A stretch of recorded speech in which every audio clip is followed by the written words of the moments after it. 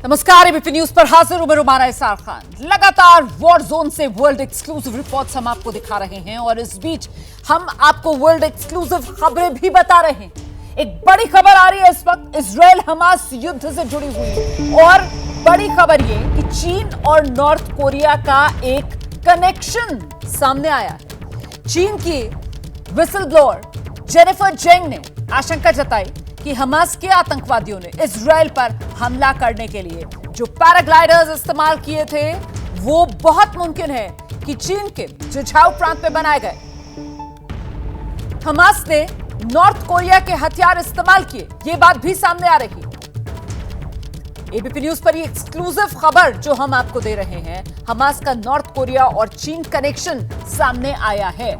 चीन की whistle blower की तरफ से ये बात सामने रखी गई है। हम सीधे आपको लेकर चलते हैं। मेरे साथ मेरे सहयोगी आशीष कुमार सिंह इस वक्त मौजूद हैं और जरा जानते हैं आशीष से वो जो सबसे बड़ा सवाल बार बार पूछा जा रहा था कि आखिरकार हमास के पास ये इतने हथियार कहां से आए, कहां का मेक है ये हथियारों का बारूद और ये खेप। अब उसी को लेकर ये तो बड़ी जानकारी सामने आ रही है आशीष, कनेक्शन चाइना और कोरिया का।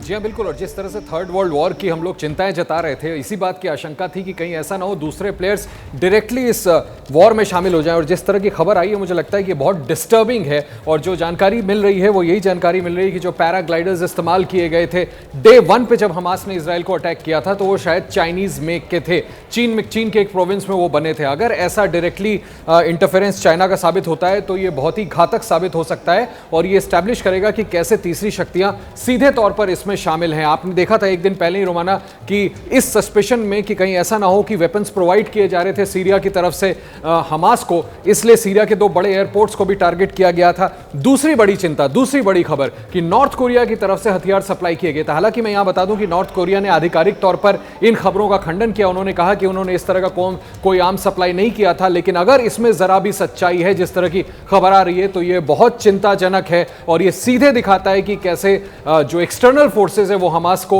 मदद कर रही है इजराइल पर अटैक में। और ऐसे में मुझे लगता है कि इस जंग को कंटेन करना आने वाले दिनों में बड़ा मुश्किल हो जाएगा। और हमने ये भी देखा है कि कैसे इस बीच इजराइल की तरफ से वो बहुत ज्यादा एक तरीके से नागवारी जताई गई है। चीन की तरफ से जो बयान सामने आए हैं इस पूरे मामले को लेकर, उस पर भी कहीं ना कहीं ये जो तनातनी है वो बढ़ती हुई यहां पर नजर आ रही है। आशीष, बिल्कुल आप ठीक कह रही हैं। एक नेक्सस दिख रहा है कि कौन कौन से कंट्रीज अब हमास के साथ खड़े हो गए हैं और ये बड़ा डेडली है, ये बहुत खतरनाक है कि जहां तक बात बयान तक सीमित रहती वहां तक तो ठीक था। अगर बाकायदा आर्म सप्लाई किए जा रहे हैं, पैराग्लाइडर्स दिए जा रहे हैं, तो ये बड़ा खतरनाक होने वाला है। और ऐसे में आप देखें जब सेक्रेटरी ऑफ स्टेट वहां का विजिट कर रहे हैं, और मेरी जानकारी के मुताबिक डिफेंस सेक्रेटरी भी इजराइल पहुंचने वाले हैं, शायद पहुंच गए होंगे।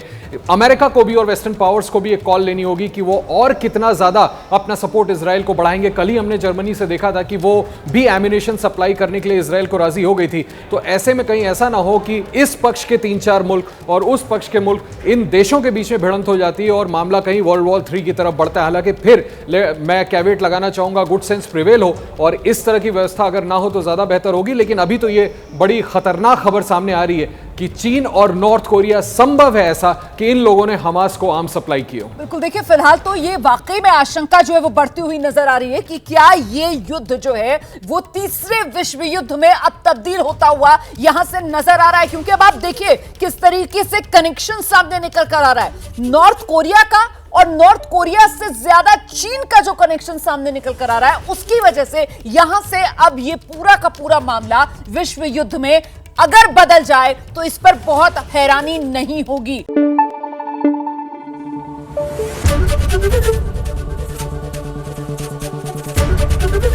एबीपी न्यूज आपको रखे आगे।